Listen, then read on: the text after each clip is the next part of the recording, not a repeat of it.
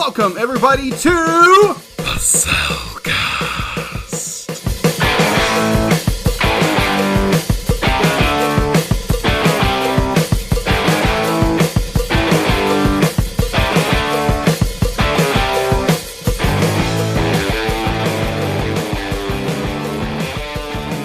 Hello and welcome to another episode of The Cellcast. Joining me this morning is a man who just wants Pharaoh to let his people go. Jacob! Why, thank you. And also like to introduce our co-host, man who just accidentally shoved a man off some scaffolding. Welcome, Drew. Yeah, it's a good thing he was able to catch himself on the way down. Otherwise, this would be an entirely different location. Yeah! Yes. So, how are you doing tonight, Jacob? I'm doing good. I think I'm feeling the chicken blues where I'm a little bit sleepy after eating dinner, but otherwise doing great. It could be worse. Yeah. At least it's not turkey, Yeah, it could be the chicken blues. where you just fall immediately asleep after eating. Yeah. The funny thing Actually, about that never affected me like it does some people. But yeah, I'm that way. I'm that way. It's odd because how for most people who know tryptophan. yeah, the tryptophan effect, where most of you would think with how bad my ADD is, I'd be like bouncing off the walls. But no, chicken and turkey just make me just go. Sounds like that's what you need to be eating more often. Just like Homer. Yeah, just eat turkey all day. It's like, why are you eating turkey? I need to stay calm. Like, don't you see how stressful today is? These people are driving me nuts. So I'm eating turkey. Got a big turkey leg while I'm working. Ow. Like Henry VIII. Right. Anyway. So, what have you been watching, Drew?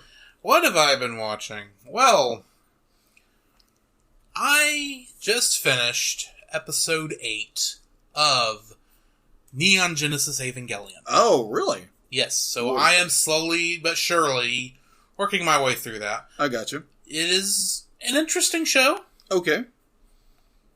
Of course, I am watching the Netflix dub, so I'm seeing it from a entirely different perspective than you watched it. Right. So it's good so far. Okay. I am noting that this show, scenes in this show must have been extremely expensive to make because you can tell where they cut costs. Yeah. Like having entirely long scenes that are of was obviously a long panning shot of urinals. Yeah. It's like, really? This is what we're doing. Or a 5-minute scene in an elevator. Yes. With 2 characters who don't move. Except for or even better, in every episode, the 2 people going down the escalator to nowhere. Yeah, pretty much. And not saying... And far enough back, they don't actually have to animate everything, but just slight movements as the escalator brings them down. They never go up this escalator. They always go down the escalator, no matter who's on it. Right. My guess is, in one episode, they must have just said, okay, we're just going to animate all these characters going down the escalator. Probably. And then just kept reusing it anytime they needed it. Right. So, it's interesting so far. Good. Also, for fun, Okay. and maybe in preparation for something else, Okay. I watched the original Tobey Maguire Spider-Man movie. Okay, then. It did not age as well, I think, as I've heard a lot of people claim it has. Don't get me wrong, you can't really beat Willem Dafoe's Green Goblin. You can't beat J.K. Simmons. No, you can't. Tobey Maguire, on the other hand, is not my Spider-Man. I'm sorry, he's not. But it has been over 10 years since I know I watched those movies, so I'm working my way through all the Spider-Man stuff. Oh, okay. So, If for no other reason, so I can bring it up and we eventually get to Spider-Verse. I gotcha. Kind of a interesting tie-in with Spider-Verse, actually. I was watching Film Theory on YouTube. Mm-hmm. Yeah, I think he totally just threw this one in the right field and be like, oh, this is the character who, should win. Because they did kind of a a comparison. Who's the strongest? Who's the best Spider-Man between Maguire, Garfield, Tom Holland? Tom Holland. So they compared all three of them. Mm-hmm. Be like, this was all the movies. And so, okay, so they... I think Garfield technically would be the strongest of the three. You would think so. If you're not counting Tony's tech helping Holland. Yeah. Well, technically they were having Holland win, but then he threw a slider at us and said, "Oh, wait a minute, I forgot to add someone." Miles Morales? Miles Morales. Yeah, he technically beats everybody. Yeah, but technically he's basing it off he's basing it off Spider-Man B, who is older, out of shape. You can't go off Peter B, because Peter B is not any of the other Spider-Men we see on screen. Yeah. The closest you get to that is perhaps Chris Pine's Parker. Yeah. Might be somewhat related to Tobey Maguire's. Yeah. Blonde hair. Yeah. Because at least that seems to be what he's mocking the most in that opening sequence. Yeah. But, I mean, if you're going to include all the Spider-Men we've seen in theaters. Yes. Within the last 20 years. Right. So let's say. Yeah. I think technically Peter Porker is the strongest Spider-Man. I think you pretty much dismissed him in that one. I don't care. You go by pure stamina and skill. I'm going with Peter Porker because he's not going to go down anytime soon. That is true. So yeah, Spider Pig does whatever a Spider Pig does, which is technically from The Simpsons. So we're going to move on. Yeah, I was watching that because he pulled that, he pulled a southpaw on me. Mm-hmm. I was like, really? And your explanation is garbage? So I was like, this is Matt Pat we're talking about. Right. This is the guy who, when talking about the Legend of Zelda timeline, is convinced Breath of the Wild is at the end of the Fallen Hero timeline for the sole reason that he's got a yellow band in his hat. Yeah, I saw that. That's complete and utter bull. That's just my opinion. Okay, then. Anyways. I'm just saying Matt Pat does make some pretty awful connections sometimes. He does. The connections are odd. Very odd sometimes. This is also the guy who claimed that Mario is faster than Sonic, not because of actual speed, but because technically Mario, according to his dimensions at the time, was 9 feet tall and had longer legs than Sonic the Hedgehog had, according to... because all he had was pixel measurements to go off of, and you can claim Mario is faster because his sprite moves faster. Right. Granted. Of course, that doesn't take speed displacement, but that's beside the point and not what we're talking about here. Anyways, be like, on the... I can get off on this subject a long time. I can imagine. Be like, they're going to be... I do enjoy film theory, game theory really a lot. They're still very entertaining. They are. Just, he's got some weird ideas about how stuff works. I agree. So what have you been watching? Well, recently, I got on the Amazon app, ordered a movie. The double feature of Batman Mask of the Phantasm and Batman vs. Mr. Freeze Sub-Zero on Blu-ray. Good choice to go ahead and pick that up, considering that's on the list. Exactly. So, I had time to kill. I think it was on a Friday. Had nothing to do. So, why not watch them? And I was thoroughly impressed with the film because I'd only seen like clips here and there and probably saw the very end of Sub-Zero. Very weird story behind why Sub-Zero was released the time it was. Because apparently it was going to be released simultaneously as the movie Batman and Robin. And due to that poor sales, they pushed it back. Okay. They pushed it back and sold. And so is it a retelling of the original Batman animated series episode with where they explain his backstory? A little. It's or a little bit, not the whole thing. it's go into more detail, maybe. Yeah, it's a little more of the continuation from the Batman animated series. Okay. And it's told very well. It's a great film. Both films were really, really well done. I would definitely say that Batman: Mask of the Phantasm is it's a very underappreciated film. Mm-hmm. It's probably one of the best Batman films out there.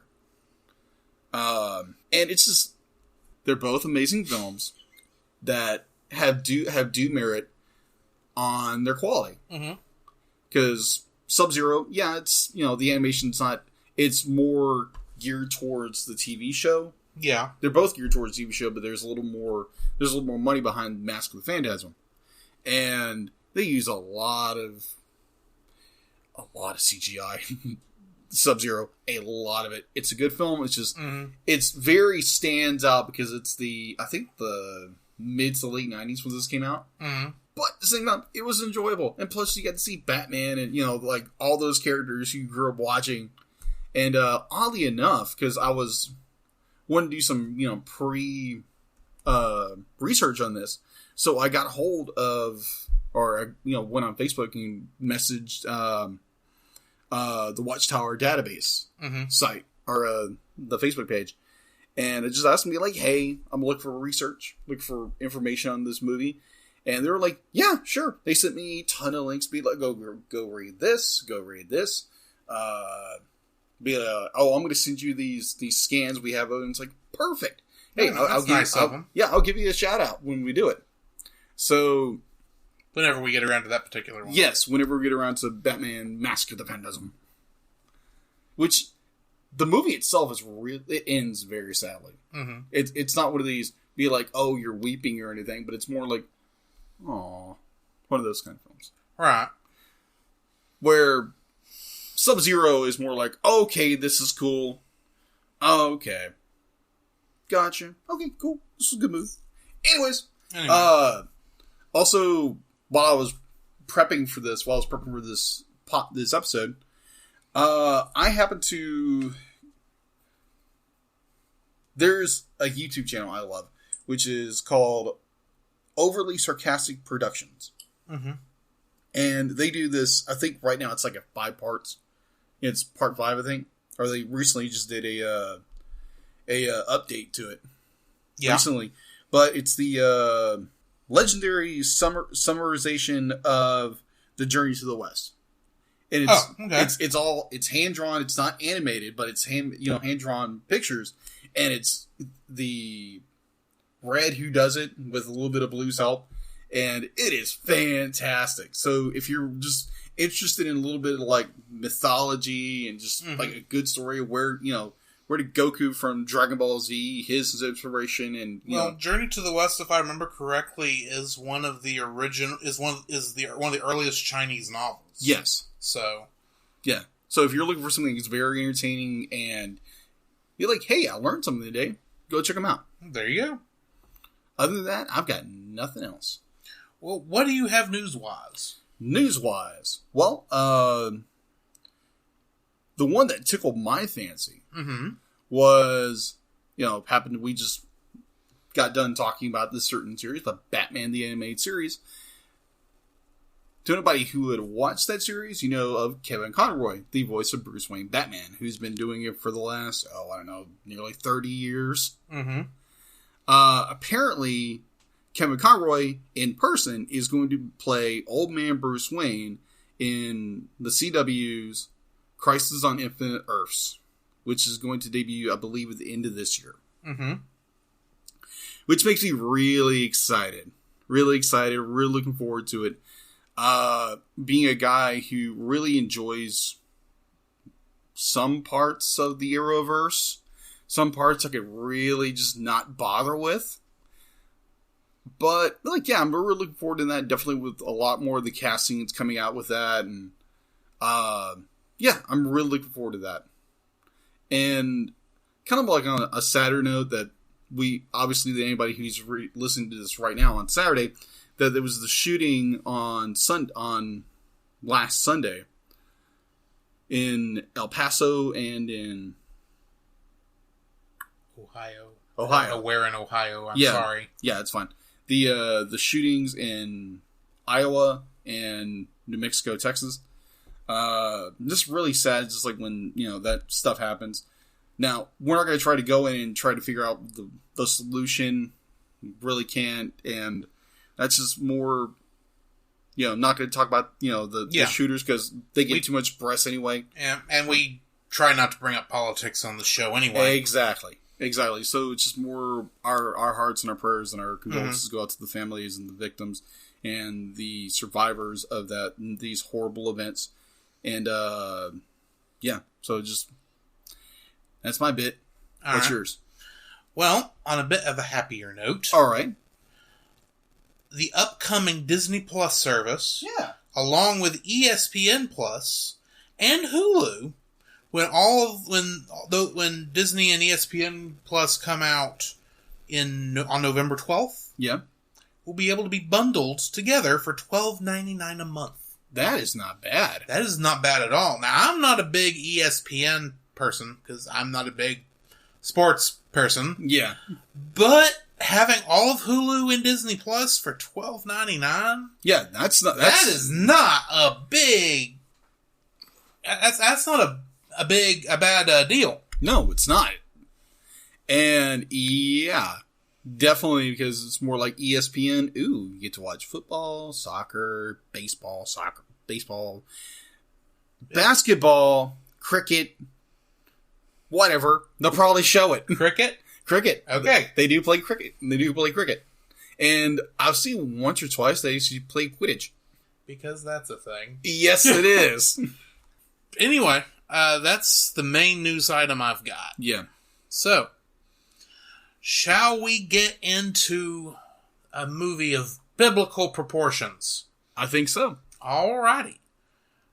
Well, then let's get into our review of The Prince of Egypt. So, The Prince of Egypt, based on the book of Exodus, came out in 1998 and it was produced by DreamWorks Animation. It is the first 2D animation DreamWorks ever did. Yes, it is. Which I thought was interesting because that seems backwards. You think? Considering everyone else went 2D and then to 3D and for some reason will not come back to 2D. Yeah. But anyway. Oh, I agree. Yeah, this movie, like Drew said, it was released on It was released on December 18th, 1998. In the UK, it was released on December 20th. It had a budget of $70 million. On its opening weekend, it had $55 million US and Canada. And its world gross was $219 million. Nice. So I definitely say it got its money back. Yes. It starred Val Kilmer playing both Moses and God. Yeah. Funny story about that, actually. Okay. So apparently when they were doing production, they were like, okay, we can't have, because we're going to offend way too many people if we just do, God is a voice of a woman, see the shack. No quote. And no comment on my part, because that's just going to get us deeper in poodoo. Yeah. Anyways, apparently they were like, okay, so let's have the entire cast say the lines. And so apparently they had all the... That would be awkward. Well, apparently they had all the actors and actresses, just whisper the line. Whisper their lines. You wouldn't be able to hear it very well, especially if everyone's not in cadence. Yeah. And if it's too regimented, it's going to sound stilted. Yeah, but then they realized, we need to be these whispering voices, we need something to be a little louder. And, of course, Val Kilmer has a very unique voice to just have him do the main voice of God. And thankfully, Val Kilmer did at least try to change up the voice he was using for Moses than what he was using for God. Yes. So there is at least that. Yeah. And also, Val Kilmer has apparently done Moses 3 times already. Yes. Along with that, he plays Iceman in the Top Gun franchise. Yep. He played Kit in the Knight Rider reboot. Oh, yeah, that's right. He did. And, of course, he was Batman and Bruce Wayne in Batman Forever. Mm-hmm. Playing Ramses II was Ralph Fiennes. I hope I said that right. Ralph Fiennes. Yeah, Ralph Fiennes. Yes. Okay, he played Alfred Pennyworth in the Lego movies franchises. That's right. He is the current M in Spectre and the upcoming James Bond movie. Really? Mm-hmm. You have obviously not watched Spectre yet. No, I haven't. Have you watched Skyfall? A little bit. Have you watched the end of Skyfall? No. So you don't know why they had to yet another M. Okay. Nope. You should catch up. Okay. Moving on, he also played He Who Must Not Be Named in Harry Potter. Lord Voldemort. Or Lord Voldemort. Voldemort. Voldemort. Technically, you don't pronounce the last T. Yeah. But also, you shouldn't say his name. Yeah. Voldemort. And he also played Victor Quartermain in Wallace and Gromit: The Curse of the Were-Rabbit. Ah. As I had to get another animated thing in there. Right. Michelle Pfeiffer played Zipporah. Staying on the DC side of things, she played Catwoman in Batman Returns. Exactly. And she's also Janet Van Dyne in the MCU. Yes. Sandra Bullock played Miriam. Uh-huh. She is Gracie Hart in Miss Congeniality. Right. Annie in Speed. Yes. Debbie Ocean in the Ocean's 11 series. Yes. And because I had to get something animated in there, Scarlet Overkill in Minions. Okay, that's one of the... I haven't seen it yet.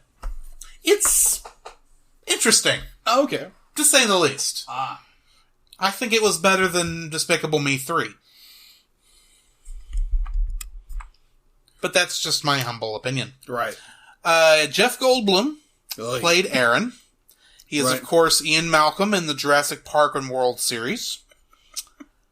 He's the Grandmaster in Thor Ragnarok and an uncredited cameo at the end of Guardians of the Galaxy Volume 2. You didn't know he was in there, did you? No, I didn't. Next time you're watching, going through the end credits, instead of fast-forwarding to the next scene, look at the people near the end, the people who are dancing in the background. One of them is him. Oh, really? Yeah. Interesting. Danny Glover played Jethro. And the main thing I got for him is he's Roger Murtaugh in Lethal Weapon. I'm getting too old for this. Yeah. Sir Patrick Stewart played SETI. And of course, he played Jean-Luc Picard in Star Trek The Next Generation. Right. And the Star Trek The Next Generation movies. Right. And in the upcoming Star Trek Picard. He also played Professor Charles Xavier in X-Men. The Baldy. Well, he played the bald man all the time. I'm sorry. It's a little hard for him not to be really a bald man. Though he did a pretty good job as the poop emoji in the Emoji Movie. Okay. I'm sorry. I heard of that. And I was like, I can't leave that off. He played poop. And it doesn't mean people order our patties. Dame Helen Mirren played the Queen in this movie. She is Victoria in the Red franchise. Ah, that's right. She was the voice of Deep Thought in The Hitchhiker's Guide to the Galaxy. And played Dean Hardscrabble in Monsters University. Haven't seen that one yet either. You need to. It's pretty good. Steve Martin, of course, played Hotep. He is also the current Inspector Clouseau in the Pink Panther remakes. He played George Banks in Father of the Bride. Neil Page in Planes, Trains, and Automobiles. And Lucky Day in The Three Amigos. Which also stars Martin Short. Because he played Ned Niederlander in The Three Amigos. He was also Jack Frost in The Santa Claus 3 The Escape Clause. Oh, gosh. And he played Stubbs the Clown in We're Back, A Dinosaur Story. Oh, okay. And that's the last actor I've got on here. It was directed by Brenda Chapman, Steve Hickner, and Simon Wells. Screenplay was by Philip Lazebnik and Nicholas Meyer. Yeah.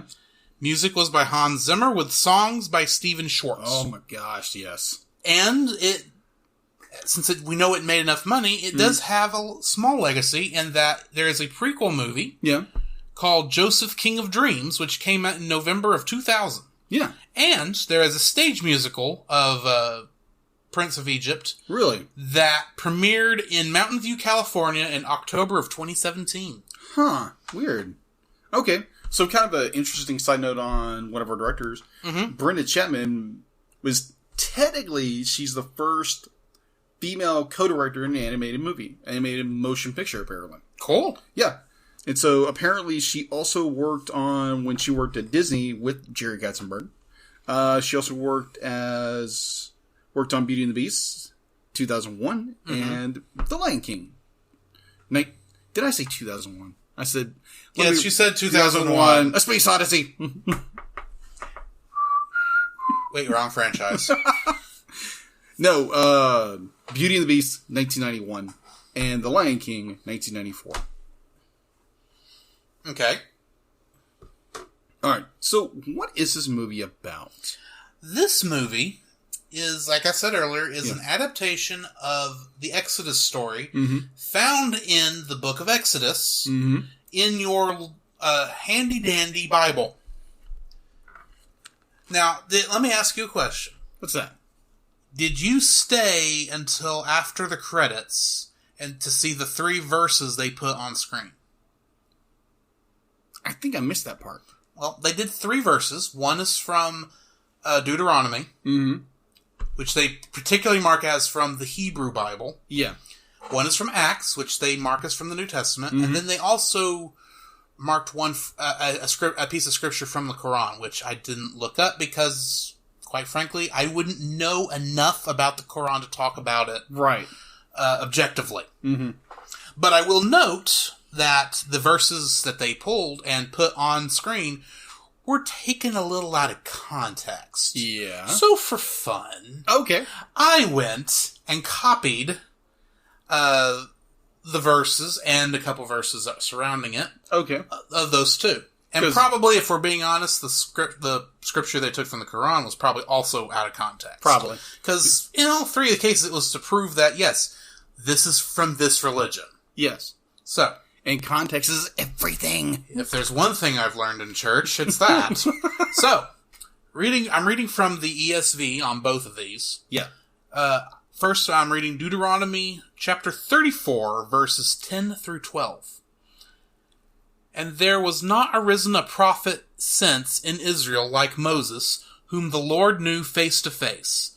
None like him for all the signs and the wonders that the Lord sent him to do in the land of Egypt, to Pharaoh and to all his servants and to all his land.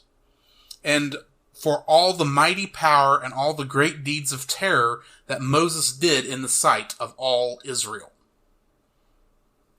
And then from Acts chapter 7, verses 30 through 38, I will point out this is the chapter where Stephen was brought before the Sanhedrin, and he was, I don't remember exactly why, he was on trial. Yeah, he was on trial. And pretty much his entire defense is reading the scriptures back to them. Yeah, let's remind you of our history here. Let's go over the history right quick. Well, jumping ahead to verse 30, he starts at Moses. So. Right. Now, when 40 years had passed, an angel appeared to him in the wilderness of Mount Sinai, in a flame of fire in a bush. When Moses saw it, he was amazed at the sight. And as he drew near to look, there came the voice of the Lord. I am the God of your fathers, the God of Abraham and of Isaac and of Jacob. And Moses trembled and did not dare to look.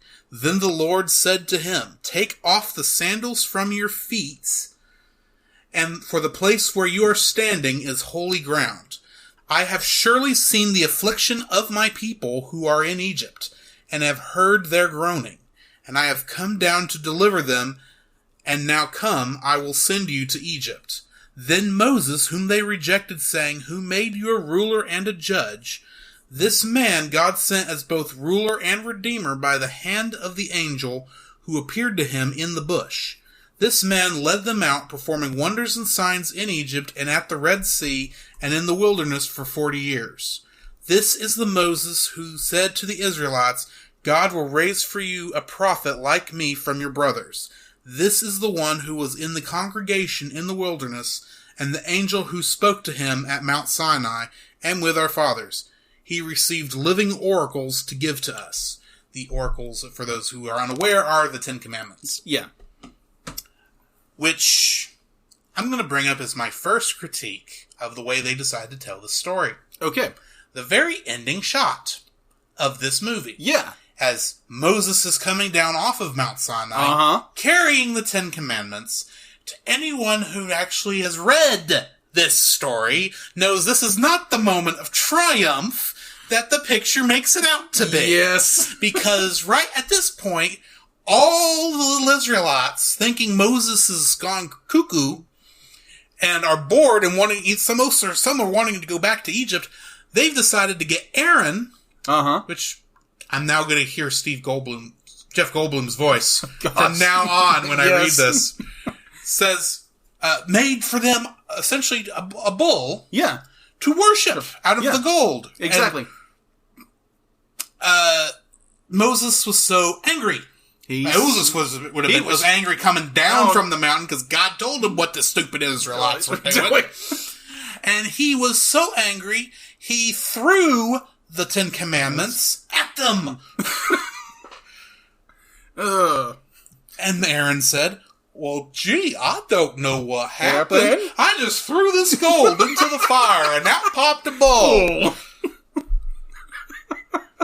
True. And you people might be thinking I'm crazy. And I'll admit, I have paraphrased a touch. Yes. But much like the opening of this movie says, I believe I covered the story. Yes. Covered the basis. Yes. So that's really my only real criticism here. Yeah. Every other part where they made a slight modification to the story only served to enhance what was going on. I don't think this movie at any other point was disrespectful to the original story. I don't think it was. Kind of on that same note, there were a few, like you said, there was a few changes here and there. That one, Moses was adopted by Pharaoh's daughter, not his wife. Yes. Moses murdered the Egyptian slave master and even tried to hire his body. But in the movie... didn't quite have time to do that. Yeah, no, he apparently just, accidentally killed him. Mm-hmm. And also, we don't really know, technically, if the Pharaoh who was in charge of Egypt at the time Moses came back, if that was actually Ramses II. Yeah. I'm not even sure if we don't know that Ramses was the brother he grew up... That Pharaoh was the brother he grew up with, or if it was his father. Yeah. It's generally considered that's what it is because of the movie The Ten Commandments. Yeah. For the most part, it really doesn't matter. It's like the apple from Genesis was probably not an apple. Yeah. Yeah, and just to clarify, be like, Ramses II lived until he was like 80. Yeah. So... And it wasn't on a rock in the middle of the Red Sea either. No, it wasn't. Alright, so moving forward. Our third was Aaron supported Moses from the beginning. He even helped him perform some of the miracles of God. Yes. In this movie, Aaron was Jeff Goldblum. Yeah, he was Jeff Goldblum. And kind of, what was it? I mean, at least he was trying to get Miriam to see sense. It's like, hey, maybe don't just randomly run up to the prince, no matter if he was our brother or not, and say, hey, we're glad you came back. Because he may not understand what you're talking about. Right. Maybe there's a better way to handle this. Yeah. So apparently in the movie, he just kind of... Like the way it was in the Bible. Yeah, apparently in the movie, be like, Aaron just kind of doubted Moses the entire time. Yeah, and honestly, I thought that was how they were going to explain why he made the bowl. Yeah. But then they didn't even touch the bowl, so... No! Anyway. Yeah. Apparently, how this movie came about, Jerry Katzenberg he really wanted to do a biblical story. Big Motel. And so he had been mulling over for a while, and apparently he was at Steven Spielberg's house with like a meeting, and Steven Spielberg, being Jewish himself, was like, "Hey, Katzenberger, be like, why don't you do the Ten Commandments?" More talking about the movie. And I was like, "I want to do that. Let's do it." So that's basically where the quote unquote the genesis of this movie came from. The genesis of the Exodus story. Yeah. The second chapter. The second book. Sorry. Yes. Second book. Book 2. Act 1. Fight! Wait, that's the wrong thing. This is not Mortal Kombat. And that would be rounds, not acts. But anyway, moving on. Yes. I've got to say, I love the animation in this movie. The details they go into of where Ramses II be like, he is... Like, when he's, him and Moses are, like, it's toward the very end of the film. Yes. Where Moses is basically begging Ramses be like, stop this. And basically it's more be like, Moses gives him his ring, which, Ramses gave him, and that entire expression be like, where he closes his eyes and focuses and pops him back out with rage. It's like, bravo, oh my gosh, that was amazing. Just one of the things I liked about this, since they did decide to go with the idea that Pharaoh was his adopted brother. Yeah, I love that part. Since they went with that, one of the through lines that they decided to use was that Moses was always getting Pharaoh or getting Ramses in trouble. Mm-hmm. And at one point, Seti even says, he's got more responsibilities. He needs to be protected even from you, Moses. Yes. Or something to that effect. Yeah. Which, that going on obviously in Ramses' mind. Right. I can see in many ways that would be a good explanation as to why, even with everything that was happening, his heart would still be hardened. Yeah. Although, didn't they leave out a couple plagues? I think they jumped through them really fast. They went through, and it was all, with the exception of the first two, it was, right. Or the first plague, it was all in that one song. Yeah. But, which was actually a pretty cool song. Yeah. So, speaking of songs. The music in this movie. Yes, the songs in here are very good. Mm-hmm. And they did stuff that I was kind of surprised. I mean, I know technically animation is not a kid's thing. I 100% agree with this. Yes. But you can't really make an animated movie in America and not be thinking they're going to be kids seeing it. Yeah. So they don't actually show anybody dying. Yeah. But there's really not any doubt. Especially the Hebrew slave boys. Yeah. Yeah, that was brutal. Interesting... And they showed it twice. Yeah. That mural was... Yes. Like, that is a brilliant way to show that, even though I'd like to think the Pharaoh wouldn't actually have that painted on his wall. You wouldn't think but then, admittedly, I have never studied Egyptian hieroglyphics, so I don't know if that's painted on his wall anywhere. I don't think so, because there's a lot, there's some experts say, well, the Big Motel didn't happen, and then you have experts say it did. So... Anyway, but I did like how they did not make the mistake most people make and show the Hebrew slaves building the pyramids. Yes. Because the Hebrew slaves did not build the pyramids, they only made the bricks. Yeah. It was actually skilled laborers who built the pyramids. Yes. Because I don't care how heavy those bricks are, that kind of precision requires the big bucks, and you don't give that to slaves. Yeah, that is true. Yeah, oddly enough, that kind of reminds me of Spider-Man Homecoming. The line in which the character of MJ says that when they're at I think it's they're at the Washington Monument.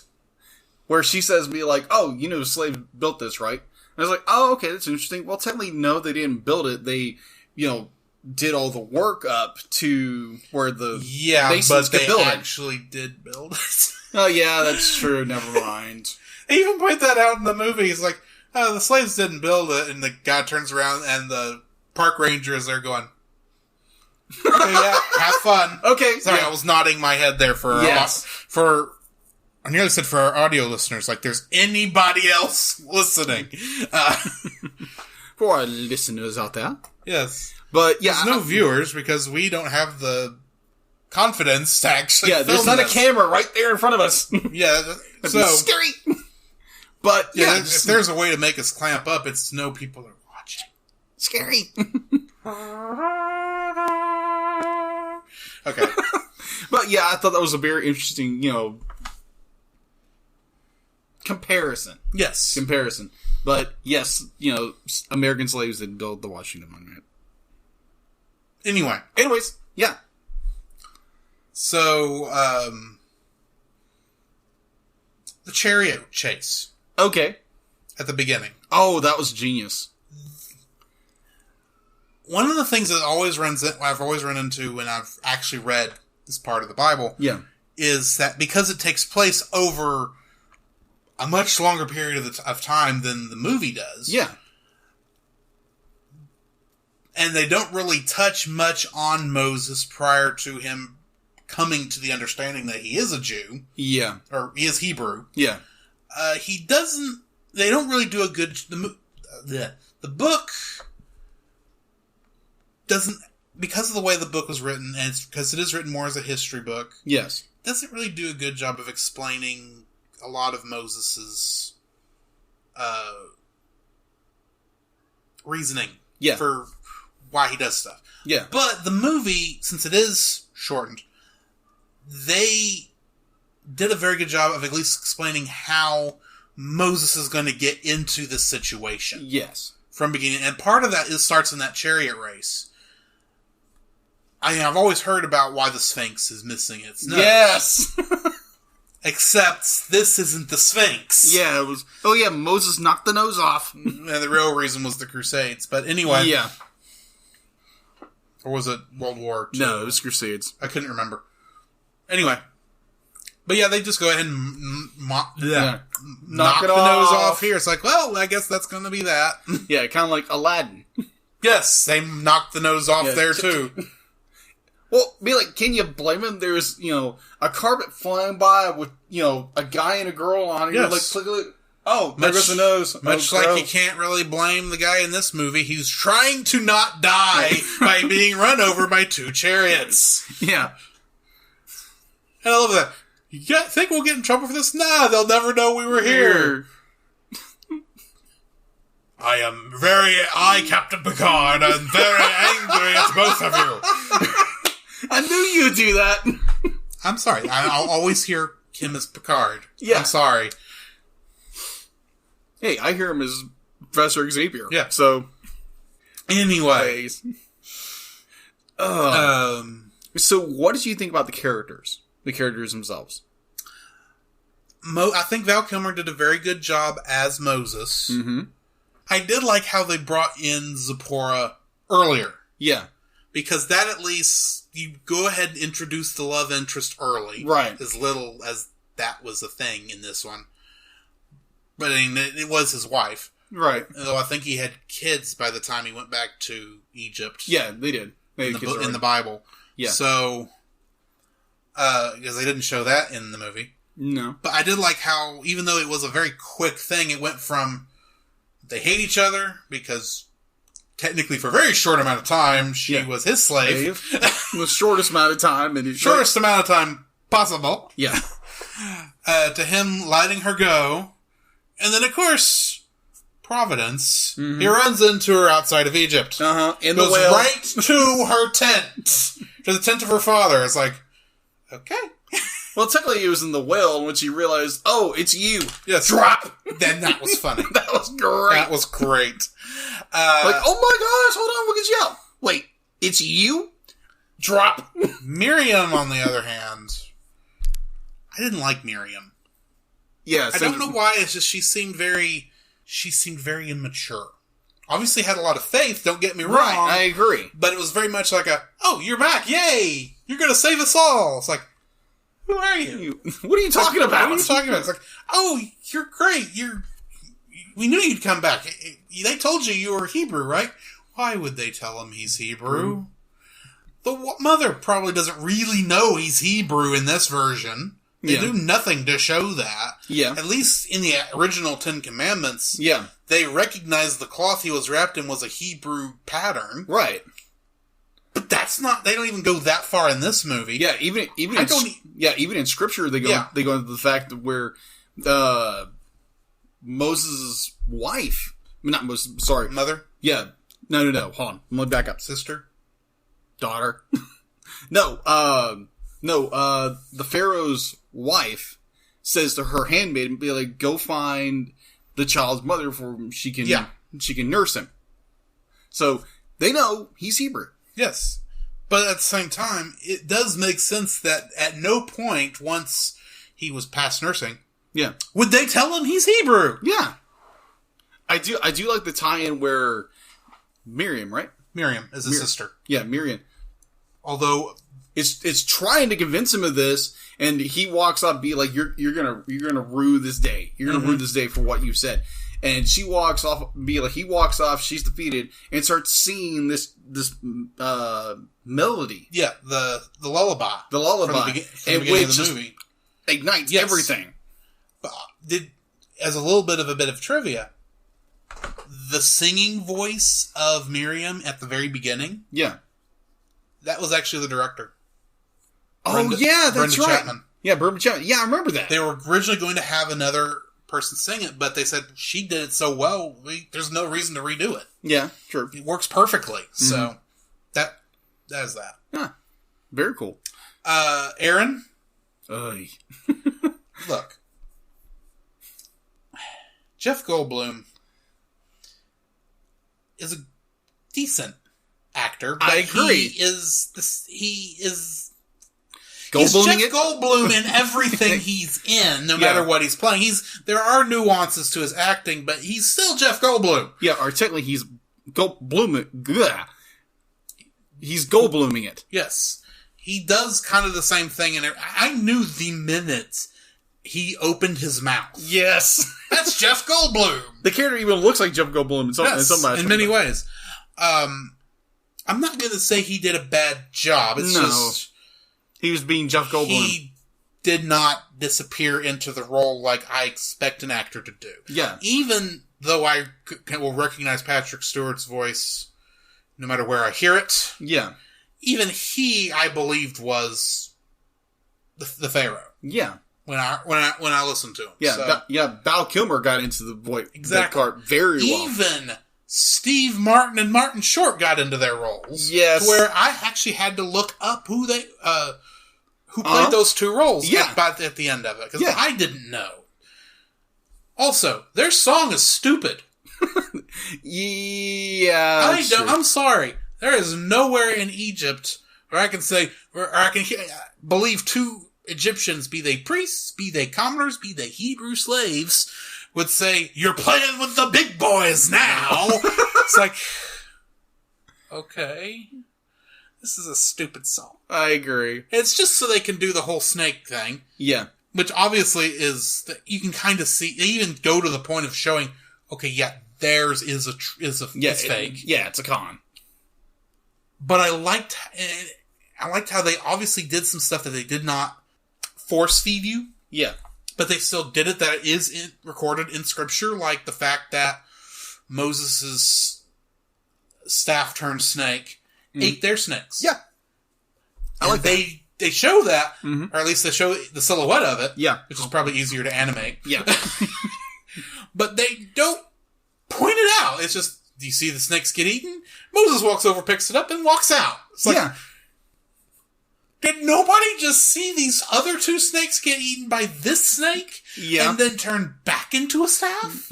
Apparently not. Oh. It wasn't my favorite song. I'm saying. Agree. But I did like that Steve Martin and Martin Short. Yeah. They did play very good shysters. Yeah, I agree.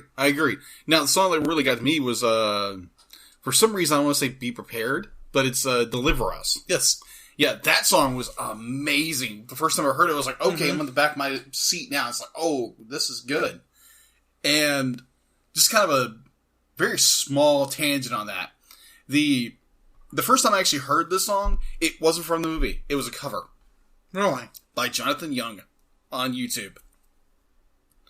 I will have to look that up. Yeah, him and another collaborator did the songs from The Prince of Egypt. Just to verify, Deliver Us is the opening song, right? Yes, it is the opening song. I get all of, except for the Plagues, which is very obvious where that is. I get most of the songs confused with each other.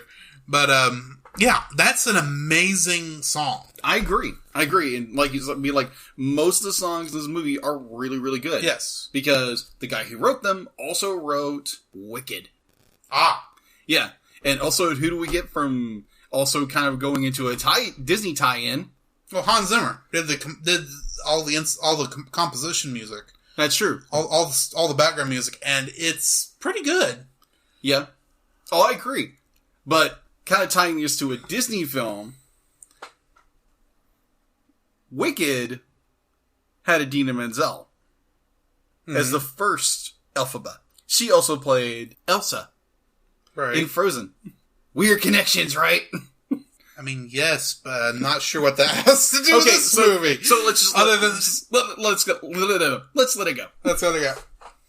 Did you just say that, really? Yes, I did. That's going in bloopers. Anyway, the next one I want to talk about, and I think they handled this very well, was the firstborn plague. Oh, yes. That going into this, that was my first thought is, how are they going to handle this? Yes. Because that is it's a tough scene to visualize, one. Right. It's a tough one to do in a PG movie. Mm-hmm. Because if you actually show all these kids dying... Yeah. Which they actually show quite a number of them. Yeah. But most of them technically died off screen. Yeah, you hear a thunk or something like that. Or in one case, the kid goes in, the white mist catches him. You hear the bowl shatter. You hear the bowl shatter, and his arm hangs out the door. It's like, it's like you are really wanting me to feel this. Yeah. Because they only actually show one kid get killed by this thing on screen. Yeah. Which is all they need. Yeah. And then just show, okay, this is happening here. This is happening here. This is happening here. And then, of course, Pharaoh's son. Yeah. They don't even bother to show, or even they don't even bother to show him even getting touched by the thing. They just show the house, the white mist stuff, enter it. Yeah. And, of course, the sound effect of it going through somebody. Mm-hmm. And then it goes to another scene. Yeah. It's like the most important death of that entire scene. They don't even look at. You don't even get to see it. Yeah, but we see the aftermath. But you get to see the aftermath of it, which I thought was done very well, because that's a tough scene to do no matter how you do it. Yeah, exactly. I do have to wonder about Pharaoh's thought process on when Moses turned the Nile to blood. Mm-hmm. Because, yes, the magicians replicated turning water to blood. Yeah. They don't explain how Moses was able to turn the entire thing into blood faster than they were able to turn that one little bowl. And also, did you notice that where Moses was standing in the Nile, it was clear? That's right, he was. It's very subtle... thing, but when you look, it's like the water around his legs is still water. It is not blood. So that, when he walked out, he didn't have bloody legs. Yeah. The only problem with that, because how scripture details in this movie does, there's a slight difference, because... And I think the plagues are out of order. Yeah, they're slightly out of order. And when it comes to that scene, it's either Aaron or Moses who are the one who strikes the water with the rod, and that's what happens. And this one, he simply just thinks it. Mm-hmm. And it happens. Well, he does at least set his rod down into the river. Okay, and you actually do see what looks like blood expanding out from it, like you would see, like when you see dyed liquid dropped into water. Yeah. It does kind of look like that. Yeah. But I might have missed that. And it's a very quick thing. Yeah. If you're not paying attention. Well, I'm not going to say not paying attention, but if you happen to look away at that one moment, if you blink, you will miss that part of it, because it's like 2 seconds. Yeah. If that. But yeah, I thought the movie was done very well. I mean, I agree. It's, I'm not going to say it's the best version of the Exodus story I think I've seen on screen. Yeah. Personally, I think I do, to some degree, prefer the Ten Commandments. Okay. Just for preference. Right. But this was actually done very well, and I appreciated it. I agree. And thank you for putting it on the list. You're welcome. So, do you have anything else before we move into our ratings? Not that I know of. All right. Well, I do think this is a family-friendly movie. Agreed. But be advised, while they don't really show the harsh parts of the story, they don't really shy away that they happened. Yes. And there are some pretty bad... If you've ever read the biblical narrative... Mm-hmm. It gets pretty bad. You know what we're talking about. Yeah. We've even brought some of that up here. I'm going to give the movie an 8. Okay. I would wholeheartedly agree with you on that, because, like, there again, it's an incredibly well done film, animation wise, character wise, voice actor wise, direction wise, and music wise. Mm-hmm. It's done incredibly well. I would definitely give it an 8, and plus, it's a movie doesn't really get a whole lot of love. Yes, because the little research I've done, the top 100 animated movies of all time, it never shows up. It never shows up, yeah, and I think to some degree, well, it is underrated. Yeah, very much so. Yes, I think to some degree, I barely remember this one when it came out in theaters. Yeah, in fact, for some reason, I remember Joseph King of Dreams better than this, and I did not see either one. Yeah, but I think, from what I've researched, there was actually some controversy going into this movie. Yeah. Because Christian groups were raising a bit of a stink. Yeah, I agree. Jewish groups were raising a bit of a stink. Yeah. And while this would have been before the Muslims were really getting into the news, I understand they kind of gave a little bit of a stink to it. No one was really happy, and it actually led to some rewrites. Possibly. Which probably some of the more quick scenes where they added stuff in was probably in response to that, if we're being honest. Probably. Because in most cases, there are a couple of things where it's obvious that... I'm not going to say it's obvious it was done after. Yeah. But I can see how they would have done that after, maybe to get this point in. Yeah. Try and be a little more accurate, because it doesn't affect the story that they're telling, and that would explain the line, the disclaimer essentially at the beginning of the movie. Yes. And why they put those scripture references from all three religions at the end. Yes. So, I would like to point out there is a very interesting, kind of ironic, because most of the time, like, whenever you release a movie, some country is going to ban it. Yes. So, when this movie came out... I did read it was banned somewhere, but I didn't catch where. Yeah, Egypt. Oh, that makes sense. It does kind of put Egypt in a bad light. I agree. I just thought it was kind of ironic. Yes. But, I mean, they did mention every single Egyptian god. Yeah, they did. I did not even know that. I only knew really Ra and Anubis. Yeah, there's quite a bit of them. Yes. Quite a bit of them. Quite a few of them. Yes, there is. So, I mean, they at least went that, and they actually, and in reference to the actual God, they actually use the Hebrew names for him. Yeah. They actually say Adonai and Elohim. Mm-hmm. I caught both of those, at least in that first song. Uh-huh. So I appreciate that attention to detail as well. Because they could very easily have left it all in English and just said God every time. Yeah. They took all that.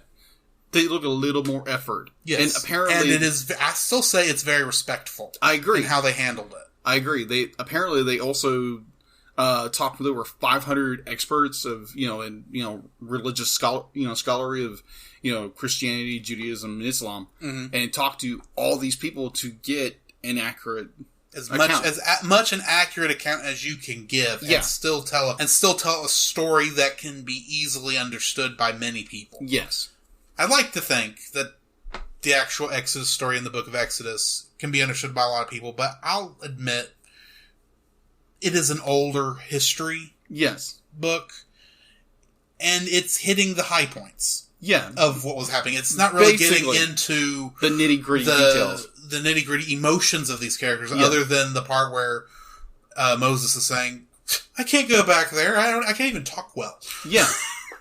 Which, ironically, this movie didn't even really touch. Yeah, there's Because they wanted Moses to actually talk to him and not Aaron. Yeah. Which, let's face it, did we really want Jeff Goldblum going up against Pharaoh? Hey, let my people go. The, no, I'd rather hear Val Kilmer say that. So, I guess that brings us to the end of another episode. I guess so. Which means we need to roll for our next one. Now, this one was your pick. Yes. So it is my turn to roll. Okay, so this movie being yours, this was at Prince of Egypt was at number 1, so you are replacing it with the Angry Birds movie? Yes. Okay. This is gonna. The reason I chose it was like, hey, let's do something different, and it's a movie I have not seen yet. So this is completely blank for both of us. Exactly. Okay, then this will be awkward. Maybe. Sitting at number 2, we have Spider-Man: Enter the Spider-Verse. Sitting at number 3, we have The Little Mermaid. Number 4, Summer Wars. Number 5, Batman: Mask of the Phantasm. Yeah. And number 6, Lupin the Third, The Castle of Cagliostro. Lupin the Third. If nothing else, I want Lupin the Third because I'm tired of saying Cagliostro. And it's actually a very good movie. What was number 2? Oh! Spider-Man! Enter the Spider-Verse! So, join us next week as, we spin a web any size, catching thieves just like flies. Look out! Here comes the Spider-Man. And the Spider-Verse. And the Spider-Woman, and the Spider-Pig, and the Spider-Noir, and the Spider... Mech. Anime. And, of course, Peter B. So, we will be doing that next week. So, you can find me on Facebook under Drew Dodgen. You can also check my page, Drew's Photo Bin. You will note there are some new pictures on there this week. There we go. Finally. And also, you can... where can they find you, Jacob? You can find me on Facebook at Jacob B. Heron. Also on Facebook, you can find my art page, which is Jacob's Daily Art Corner, where I draw almost every day. And I've been doing this for about 2.5 years, and people say I'm pretty good at it. And so if you want to, follow me there, you're more than welcome to. So where can they find us? They can find us at thecellcast.podbean.com. That is our website. Mm-hmm. You can also email us at thecellcastpodcast@gmail.com. And you can find our closed Facebook group, The Cellcast, on Facebook, obviously. It is, like I said, it is a closed group. That is to keep the robots out. Which I normally try to bring in a joke based on the movie, but I really can't come up with anything with this one. We'll keep the mummies out. Yeah, we'll do that. Keeping the mummies out because they want to sell us stuff. Mm-hmm. Anyway, keep in mind every time we say The Cellcast, that is with a single L. You can also, of course, subscribe to us on Stitcher, Apple Podcasts, and Google Play. Please review us on it wherever you found us. And if you would do me the pleasure, or you do me the favor of emailing me that you did give me a review, or email us at thecellcastpodcast@gmail.com if you did give us a review so we can find it and know it's there. Although any of those really, I think, should email me, but that's neither here nor there. So I think that's it. I think so. Alright, so this has been Drew. This is Jacob. And we'll catch you in the next frame. Speak. Hey, Pharaoh, old buddy. Would you mind letting my people go? No. Like, why not?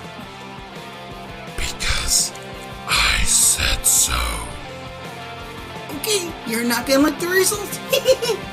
There is nothing you can say that will change my mind. Reggie? Why is all the water red?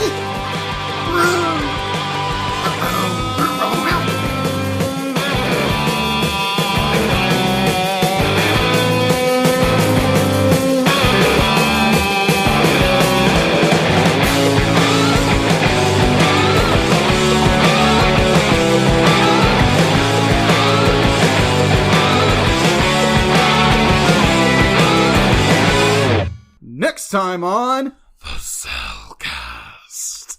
Spider-Man? Oh, hey, didn't see you there. Okay, I'm kind of freaking out right now. I mean, you're supposed to be dead. Surprise. Oh, okay, that's a no-no. We don't like that. This is fascinating. Okay, that's my face. An entirely different Peter Parker. Okay, a little bit of a gut, perhaps from dimensional warping. Oh, yeah. I was way flatter before I warped. Travel through the What was the rest?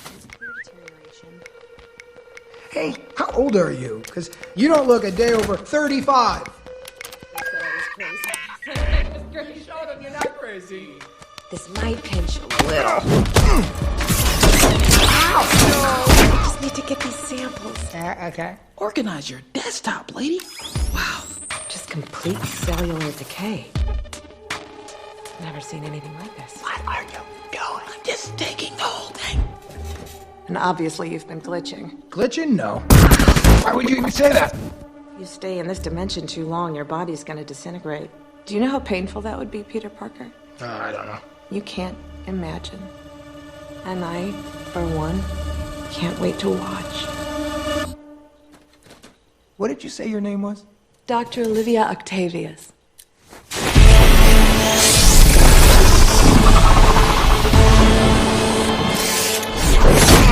Can I assume that your friends call you Doc Ock? My friends actually call me Liv. My enemies call me Doc Ock. I got this, run!